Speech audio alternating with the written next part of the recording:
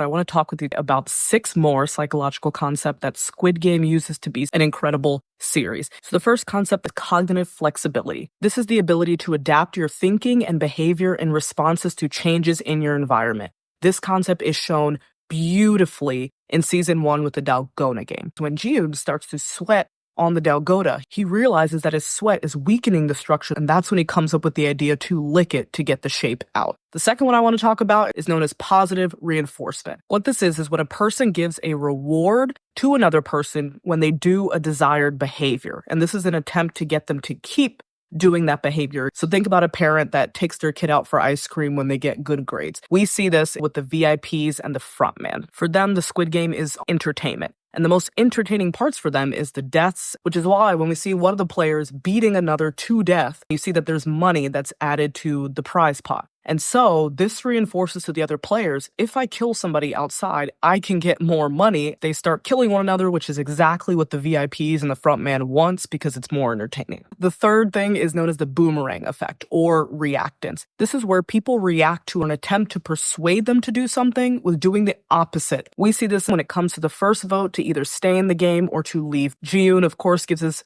incredibly memorable speech saying that he has done these games before in an attempt to try to get people to stop, but it has the opposite effect. Instead, they say, well, if you've done it before, then you can help us win. And so instead of voting to stop, people actually vote to keep going. Sorry, Jiun.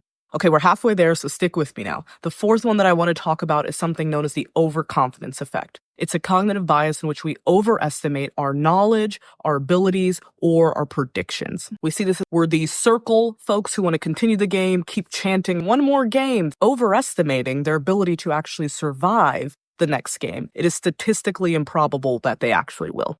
The fifth one is known as the ambiguity effect. This describes how people avoid making decisions when there's some kind of uncertainty or ambiguity behind it. If we have to make a decision, then we go with what has more known probabilities to be successful. So think about if you're looking on Amazon and you have 2 similar items, you probably go with the one that has better reviews. We see this used in both seasons where at some point people avoid trying to partner up in groups with folks who are older or women, because in case the activity is something that's physical, requires brute force, they don't want the probability of them surviving to be lowered. And the last is what's known as the halo effect. This occurs when our overall impressions of somebody is affected by a singular trait. We see this with Thanos, probably of season 2, the most loved characters. But what we see is he's actually ruthless. He purposely murders people, but because he is maybe more attractive or more funny than other people who do the exact same thing, he is viewed in a better way.